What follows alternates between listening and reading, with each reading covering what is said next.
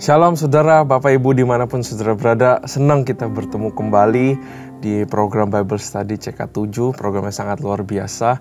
Kita percaya program ini memberkati kita semua untuk mengerti firman Tuhan lebih dalam lagi dan mendapatkan revelation, mendapatkan rema daripada Tuhan yang mengubah hidup kita. Ya, nah sebelum kita baca firman Tuhan pada hari ini, mari kita memuji dan menyembah Tuhan. Mari kita persiapkan hati kita, saudara. Saudara yang ada dimanapun saudara berada, saudara berdoa kepada Tuhan. Sapa Tuhan kita, sapa Roh Kudus, sapa Allah Bapa. Karena Dia rindu berbicara sama kita. Dia rindu menyampaikan isi hatinya lewat firman-Nya buat kita. Radabas kita bayar. Saudara yang bisa berbahasa roh, mari kita berbahasa roh ya. Radabas kita bayar. Kau baik Tuhan, Kau baik Bapa, kami sembah Kau Tuhan. Ya ranana ya rala ya radabas kita bayar radabas.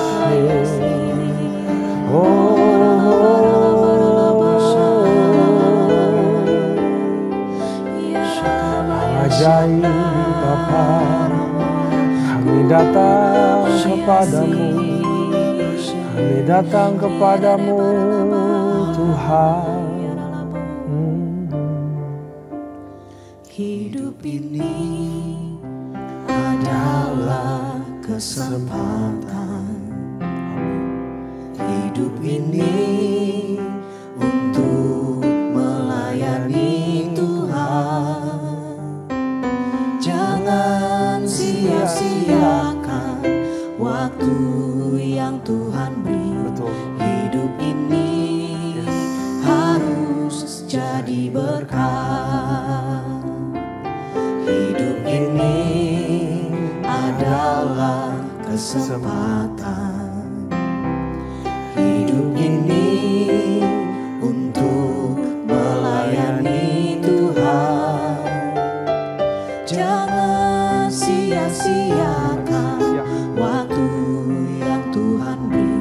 Hidup ini harus jadi berkat. Oh Tuhan, pakailah hidupku selagi aku masih kuat. Bila saatnya nanti ku tak berdaya lagi, hidup ini sudah jadi berkat. Oh Tuhan, pakailah hidupku selagi aku masih kuat. Bila saatnya nanti ku tak berdaya lagi, hidup ini sudah jadi berkat.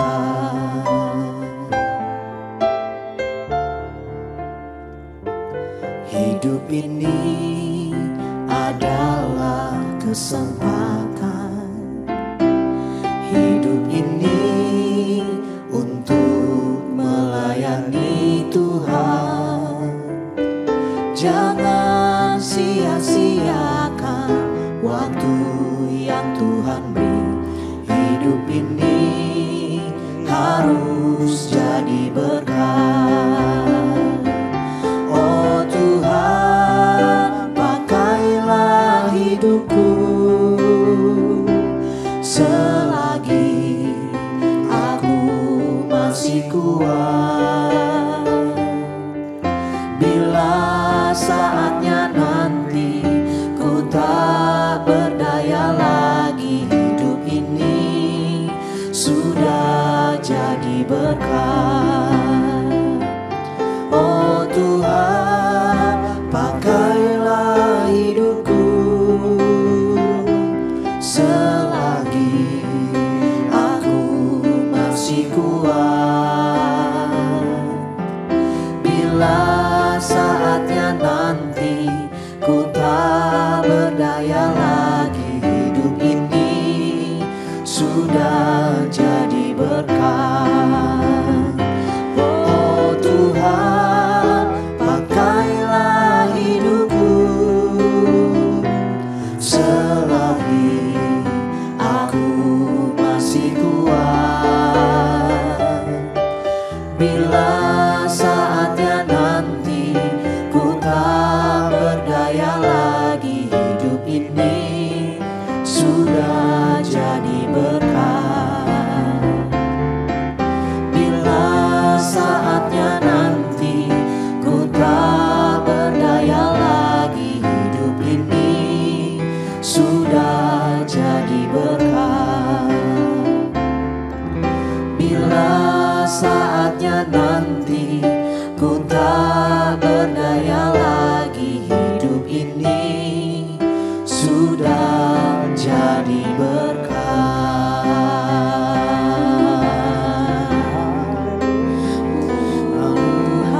Haleluya Yesus. Jadikan kami berkat Tuhan, buat orang-orang, buat keluarga kami, buat gereja kami Tuhan.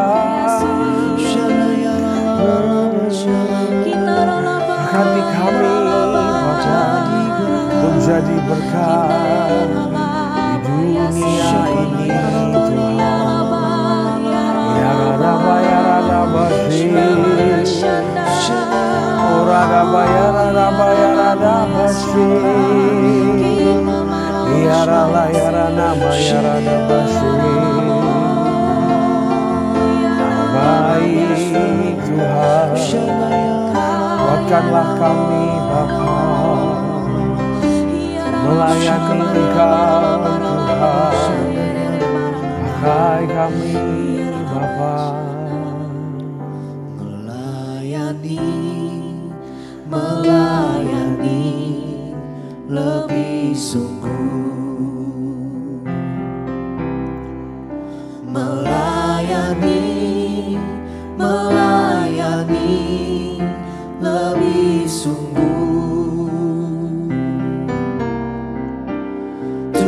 Tuhan lebih dulu melayani kepadaku, melayani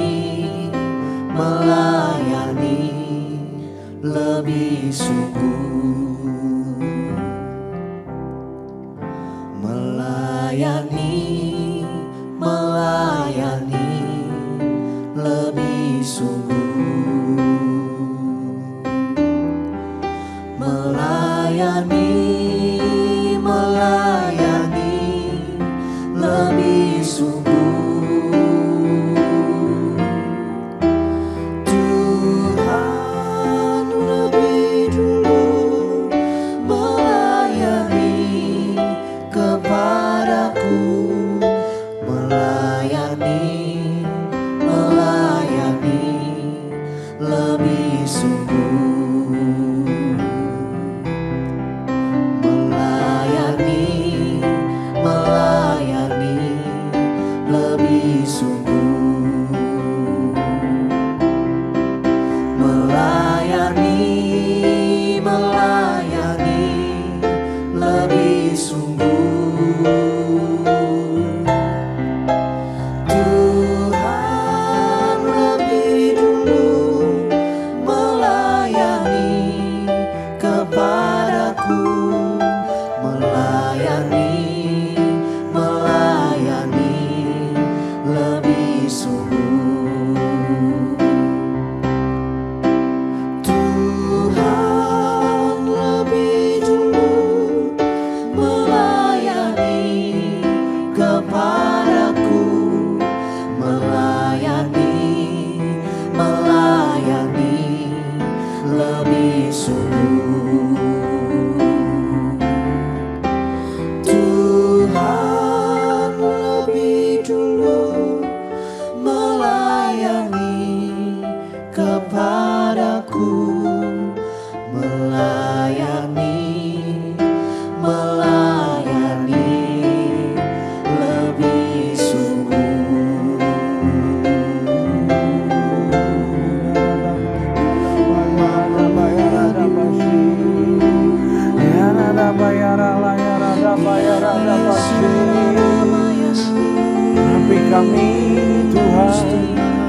kami Bapa, sehingga kami melayani dengan benar Tuhan.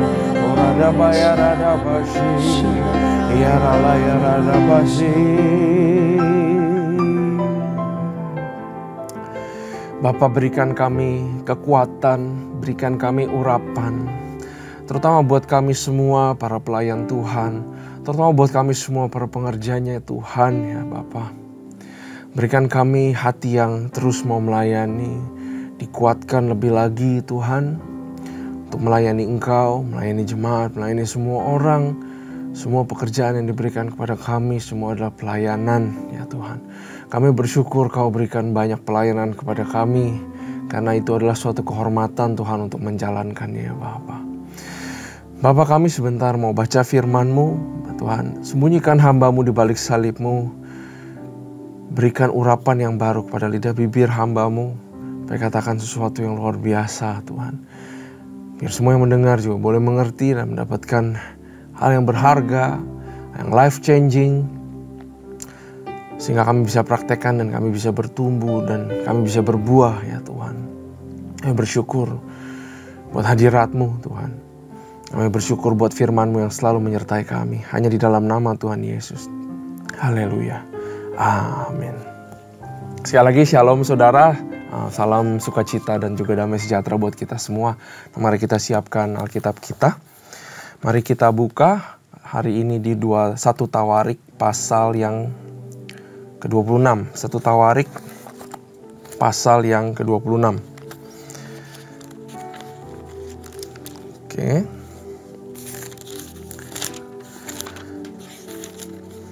Ya, saya percaya saudara sudah menemukan 1 Tawarik pasal yang ke-26. Perikopnya adalah para penunggu pintu dan para pejabat lain di antara orang Lewi. Nah, saudara, perikop itu mengandung guide atau direction yang sangat luar biasa. Ya, saya percaya beberapa Alkitab tidak ada perikopnya, beberapa terjemahan lain tidak ada perikopnya, tapi saya bersyukur bahwa Alkitab dengan terjemahan baru ini mempunyai perikopnya, saudara. Sehingga dari perikopnya kita sudah bisa lihat bahwa di sini akan menjabarkan para penunggu dan para pejabat. Dari situ kita sudah tahu perikop ini Tuhan pengen berbicara soal pelayanan pastinya ya pada kita semua. Nah, mari kita baca pasal 26 ayat yang pertama. Tentang rombongan para penunggu pintu.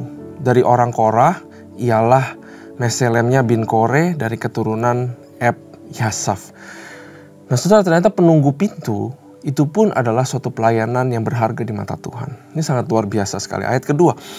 Meselemnya mempunyai anak-anak yakni Zakaria, anak sulung, Yediael, anak yang kedua Zebaja, anak yang ketiga Yatniel, anak yang keempat Elam, anak yang kelima Yonatan, anak yang keenam Elioenai, anak yang ketujuh. Obed Edom mempunyai anak-anak juga, yakni Semaya anak sulung, Yozabat anak yang kedua, Yoa anak yang ketiga, Sakar anak yang keempat, Netanel anak yang kelima, Amiel anak yang keenam, Isakar anak ketujuh, dan Peuletai anak yang kedelapan, sebab Allah telah memberkati dia. Nah, lanjut dulu ya saudara. Bagi Semaya anak Obed Edom itu lahir anak-anak. Mereka memegang pemerintahan di atas puak mereka, sebab mereka itu adalah pahlawan-pahlawan yang gagah perkasa. Jadi gak sembarangan ya saudara, orang-orang yang diizinkan melayani pada zaman Israel dulu. Anak-anak Semaya adalah Otni, Rafael, Obed, Elzabat, serta saudara-saudara yakni Elihu dan Semaka, orang-orang gagah perkasa. Mereka sekalian adalah keturunan Obed Edom, yakni mereka sendiri, anak-anak mereka, dan saudara-saudara mereka, masing-masing orang yang gagah perkasa. Cakap untuk pekerjaan itu 62 orang jumlahnya dari Obed Edom. Dan Meselemia mempunyai 18 orang anak dan saudara orang-orang yang gagah perkasa. Saudara, Obed Edom adalah satu karakter yang sangat luar biasa kalau dipelajari. Saudara, saya yakin saudara pasti pernah mendengar Obed Edom, di mana dititipkan tabut Allah itu sementara di rumah Obed Edom. Dan dalam waktu beberapa bulan aja, seluruh isi rumah diberkati dan seluruh jalan kehidupan keluarga Obed Edom sampai ke bawah semua diberkati Tuhan dan diurapi sama Tuhan. Itu adalah salah satu upah seorang Lewi pada zaman dahulu. Tapi kita tahu bahwa di perjanjian baru, bahwa semua sudah disamaratakan oleh kasih karunia Tuhan. Saya percaya orang-orang yang melayani di rumah Tuhan, yang menjadi pelayan dan pengerja, tentu ada upah khusus. Ya, upah terbesar sudah diberikan kepada kita semua, kematiannya dan pengampunan dosa, keselamatan oleh Yesus Kristus. Tapi yang namanya melayani Tuhan, yang namanya melakukan pekerjaan Tuhan, apalagi yang sungguh-sungguh dengan tulus hati, saya percaya sama dengan kayak seperti obat Edom. Ada berkat khusus kepada orang-orang yang tulus hati dan menghormati yang namanya rumah Tuhan atau hadirat Tuhan itu, saudara. Kalau saudara lihat, ngapain ya kasih tahu anaknya sampai keturunan-keturunan, saudara. Dalam konteks pelayanan, barusan aja, saya tadi nggak mau bagiin tentang ini, saudara. Saya siapkan yang lain. Tapi Tuhan berbicara. Buat apa ada keturunan-keturunan dituliskan di sini sama Roh Kudus? Bahwa Tuhan ingin kita sebagai orang tua, sudah dari semasa kecil keturunan-keturunan kita bikin mereka aware atau bikin mereka tahu tentang arti pelayanan yang sesungguhnya. Jadi nggak cuman ya udahlah anak kita, kamu bebas mau ngapain, kamu kejar mimpimu, kamu mau jadi dokter, kamu mau jadi businessman, terserah, papa biayain. Tapi jangan lupa untuk ajari mereka sedari mereka kecil, sedari bahkan mereka berumur junior, saudara, umur 6, umur 7, umur 8, ajari mereka untuk melayani. Kalau saudara ya di gerejamu tidak mempunyai tempat di mana anak-anak kecil bisa belajar melayani, ajarlah mereka melayani di rumah. Sehingga mereka terbentuk hati yang melayani. Satu hari nanti saya percaya Tuhan akan panggil mereka dan melayani dalam konteks yang lebih besar. Kalau di rumah sendiri dulu Petrus diajar untuk menjaring ikan. Tapi Yesus ajari dia, kamu mau gak melayani yang lebih besar lagi, yaitu jiwa-jiwa. Dari kecil udah harus diperkenalkan, saudara, yang namanya pelayanan. Amin. Nah, mari kita baca lanjut ayat 10. Hosa dari Bani Merari mempunyai anak-anak, yakni Simri, seorang kepala, sebab sekalipun ia bukan anak sulung, tetapi ayahnya mengangkat dia menjadi kepala. Hilkia anak kedua, Tebalia anak yang ketiga, dan Zakaria anak yang keempat. Semua anak dari saudara Hosa itu ada 13 orang. Rombongan para penunggu pintu itu yang bagi menurut kepala kaum punya tugas melayani di rumah Tuhan, sama seperti saudara-saudara sesuku mereka. Mereka ini adalah para penjaga pintu, saudara. Untuk setiap pintu gerbang mereka membuang undi menurut puak-puak mereka, baik puak yang kecil maupun puak yang besar. Undian untuk pintu timur jatuh pada Selemia. Selanjutnya mereka membuang undi bagi Zakaria anaknya, seorang penasihat yang berakal budi. Lalu jatuhlah undiannya untuk pintu utara.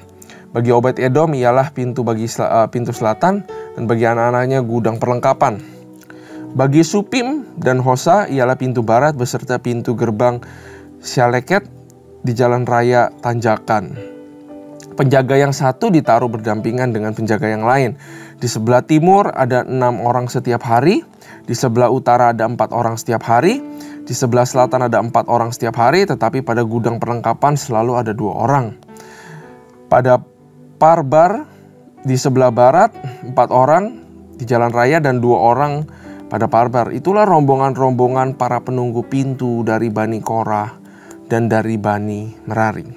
Ayat 20, orang-orang Lewi, saudara-saudara sesuku mereka yang mengawasi perbendaharaan rumah Allah dan mengawasi perbendaharaan barang-barang kudus. Nah, jadi ada lagi saudara yang mengawasi perbendaharaan rumah Allah dan juga barang-barang kudus. Kudus itu apa? Itu bukan artinya barang yang seperti suci, yang kalau disentuh jadi bernoda. Bukan itu ya saudara. Kudus di sini bahasa kados, artinya memang sudah dipisahkan oleh Tuhan. Ya, kita juga adalah orang-orang kudus, saudara. Artinya orang-orang yang sudah dipisahkan sama Tuhan, yang sedang belajar menjalani kehidupan yang benar. Karena anak kita suka salah mengerti kata kudus. Kita pikir kudus itu artinya tidak bernoda, padahal artinya adalah kudus dipisahkan. Kita itu dipisahkan dulu menjadi umat Allah, sudah dipilih, sudah dibenarkan, maka kita belajar untuk hidup benar. Tidak ada seseorang pun yang bisa mengejar kekudusan tanpa dikuduskan oleh Allah. Ya, ayat 21.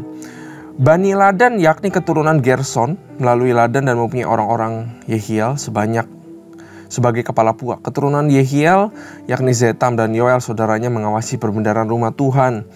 Dari orang Amram, orang Yizar, orang Hebron, dan orang Uziel adalah Sebuel bin Gersom bin Musa yang menjadi kepala perbendaharaan. Sanak saudara Sebuel melalui Eliezer ialah Rehabia, anak Eliezer, dan Yesaya, anak Rehabia, dan Yoram, anak Yesaya, dan Zikri, anak Yoram, dan Selomit, anak Zikri. Selomit ini beserta sanak saudaranya mengawasi perbendaharaan barang-barang kudus yang telah dikuduskan oleh Raja Daud dan oleh para kepala puak dan para pimpinan pasukan 1000 dan pasukan 100 dan para panglima. Mereka telah menguduskannya dari rampasan perang untuk menyemarakan rumah Tuhan.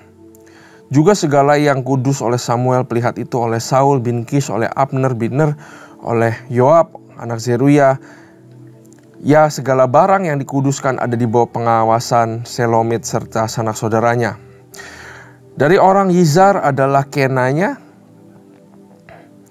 beserta anak-anaknya yang diserai tugas luar di Israel, yaitu menjadi pengatur dan hakim. Dari orang Hebron adalah Hasabia serta sanak saudaranya, orang-orang gagah perkasa. Ada 1.700 orang jumlahnya yang diserahi urusan pemerintahan Israel di sebelah barat sungai Yordan dalam segala urusan untuk Tuhan dan segala pekerjaan untuk Dia. Dan orang Hebron adalah Yeria yang menjadi kepala.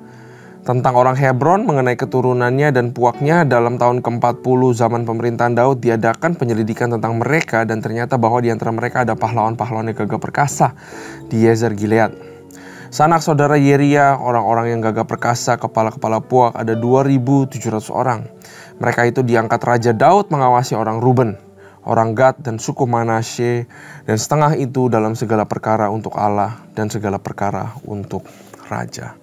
Nah saudara, di sini kita belajar bahwa Tuhan lewat pemerintahannya ini, Dia menetapkan berbagai macam struktur, organisasi, SOP yang sangat teratur. Dan itu memang dibutuhkan di rumah Tuhan. Tapi bukan berarti inti daripada kerohanian atau keagamaan atau ibadah itu sendiri bergantung kepada ritual-ritual atau SOP. Ya, sekarang kita semua juga menjalani peraturan-peraturan, organisasi, struktur, job description, ada bagian ini, bagian itu, bagian ini, bagian itu. Tapi ingat saudara, bahwa itu semua hanya untuk mengatur sehingga ada keteraturan. Karena Roh Kudus menghendaki keteraturan. Ya, tapi jangan sampai kita memautkan hati kita kepada ritual-ritual. Jangan sampai kita memautkan hati kita kepada cara-cara atau SOP-SOP yang ada, saudara. Tapi baiklah hati kita beribadah langsung kepada Tuhan. Saya berdoa supaya kita semua di masa sekarang yang melayani Tuhan, janganlah kita menganggap pelayanan kita adalah ibadah kita. Pelayanan kita adalah suatu bentuk terima kasih kita kepada Tuhan. Karena satu kehormatan kita sudah bisa melayani Tuhan. Kita menabur ke gereja, kita kontribusi kepada gereja lewat organisasi yang ada di dalam gereja, supaya gereja bisa memperluas daya jangkaunya untuk menangkap jiwa-jiwa. Tapi keintiman kita, relationship kita sama Tuhan, janganlah diukur dengan pelayanan. Karena itu gak ada hubungannya sama sekali. Karena begitu kita datang kepada Tuhan, apalah arti jabatan pelayanan kita? Apalah arti jabatan kita di kantor? Apalah arti jabatan kita di bisnis saudara? Semua di hadapan Tuhan, copot segala sesuatu, telanjang, dan beribadah kepadanya. Saudara, kalau kita lihat dari sini, saudara, ya, penjaga pintu, penjaga barang doang saudara, itu diperhatikan sama Tuhan. Artinya pelayanan besar dan pelayanan kecil itu sama di mata Tuhan. Tapi seringkali kita suka membanggakan pelayanan yang tampil di depan. Kita sukanya pelayanan yang mungkin berbicara, orang yang berbicara dianggap lebih hebat saudara. Tapi kita harus tahu bahwa pelayanan besar dan kecil itu baik di mata Tuhan. Semua kita, tidak ada yang langsung menjadi dipasang saudara, menjadi worship leader, dipasang menjadi pengkhotbah saudara. Semua sesuai talentanya. Tapi semua hendaklah tetap bisa melayani pelayanan apapun yang diberikan kepada Tuhan, saudara. Kalau saya sedang ke gereja, kadang-kadang saya juga beresin bangku, saudara. Kadang-kadang saya juga kalau lihat sampah saya buang. Kadang-kadang saya kalau lihat ada yang gak rapi, saya juga rapiin, saudara. Karena itu adalah rumah Tuhan, segala pelayanan penting di mata Tuhan. Ada value yang Tuhan taruh di dalam melayani rumah Tuhan, itu kita harus ingat, saudara. Dan kalau kita lihat, penjaga pintu ngapain sih? Ya, mungkin semua kita mulai, saudara, dengan melayani yang kecil-kecil, diberikan kesempatan. Jangan sia-siakan itu. Amin, saudara. Jangan sia-siakan pelayanan. Karena masuk ke dalam pelayanan akan membentuk kita. Masuk ke dalam pelayanan akan membuat kita lebih humble. Masuk ke dalam pelayanan akan membentuk karakter kita. Masuk ke dalam pelayanan, saudara akan dibukakan matanya. Ternyata yang jelek-jelek di saya itu seperti itu. Ya, dan kita melayani Tuhan. Betapa terhormatnya, saudara, kita melayani Tuhan. Ya, dari sini kita belajar bahwa rumah Tuhan, barang-barangnya, bahkan pintunya dijaga sekalipun. Kita lihat ada yang namanya respect. Hormat terhadap rumah Tuhan. Hormat terhadap barang-barangnya Tuhan. Karena mereka ada representasinya. Mereka adalah miliknya Tuhan. Dituliskan sudah dikuduskan, saudara. Hendaklah kita juga respect terhadap rumah Tuhan. Kita respect terhadap segala sesuatu yang Tuhan miliki. Termasuk kehidupan kita, betul? Kita harus jaga baik-baik. Kita harus jaga rumah Tuhan baik-baik, saudara. Respect atau hormat terhadap hadiratnya di rumahnya, itu akan mendatangkan berkat luar biasa. Kalau saudara zoom dekat lagi, Obed Edom diberkati luar biasa, saudara. Saya refresh sedikit ya, saudara. Betapa pentingnya melayani Tuhan dan mempunyai rasa respect dan hormat menjalani pekerjaan Tuhan, sama seperti di sini. Kalau saudara ingat, dulu ada 2 orang, satu Obed Edom, satu namanya Abinadab. Di tempat Abinadab 20 tahun disimpan tabut Allah. Tapi tidak tercatat bahwa Tuhan memberkati habis-habisan Abinadab. Ya. Malah justru anaknya Abinadab, Uza, mencoba memegang tabut Allah yang lagi dipindahin sama Daud. Mungkin niatnya baik. Waktu itu tergelincir, dia tahan, seketika itu dia mati. Malah anaknya mati, saudara. Nah, tapi sebaliknya, Obed Edom, dia respect terhadap hadirat Tuhan. Dia respect terhadap tabut Allah. Dia menjaga dengan sangat baik sekali, saudara. Sehingga tertulis, Tuhan memberkati seisi rumah Obed Edom. Respect terhadap hadirat Tuhan. Respect terhadap rumah Tuhan. Menjalani pekerjaan yang saudara punya sekarang di rumah Tuhan. Saya encourage saudara yang belum melayani, join pelayanan. Jadi volunteer. Apapun yang saudara diberikan, itu dipandang penting di mata Tuhan. Kalau kita menjalankannya dengan sungguh-sungguh, dengan gak ada motivasi khusus. Saudara, saya percaya berkat Obed Edom juga adalah berkat buat kita semua. Berkat urapan terus turun dari kita sampai keturunan kita ke bawah, saudara. Jangan terbiasa sama hadirat Tuhan, tapi gentar hormat dan respect terhadap hadirat Tuhan. Lewat program apapun, di gereja lewat pelayanan apapun. Mari kita jangan terbiasa sama rutinitas yang sudah kita lakukan, tapi taruh value terhadap pelayanan yang dipercayakan kepada kita. Taruh value di situ. Bahwa ini diberikan sama Tuhan langsung.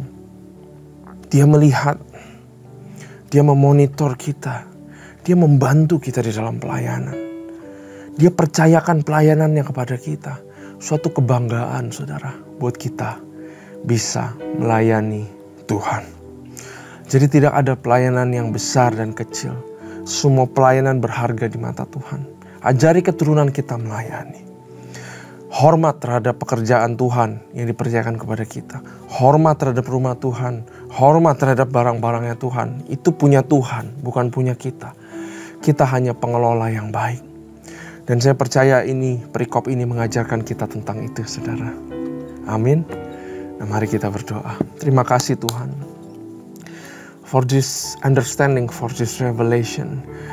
Tuhan, hamba-Mu berdoa, biar jemaat-Mu yang mendengarkan boleh menaruh value kembali, yang penting, yang berharga terhadap pelayanan yang dipercayakan kepada kami. Hamba-Mu juga berdoa untuk teman-teman yang belum melayani, boleh mengambil bagian, turut serta di dalam pekerjaan Tuhan, karena itu adalah suatu kebanggaan. Terima kasih Tuhan buat firman-Mu. Kami belajar banyak. Kami siap untuk belajar pasal yang selanjutnya. Hanya di dalam nama Tuhan Yesus Kristus. Haleluya. Amin. Tuhan Yesus memberkati.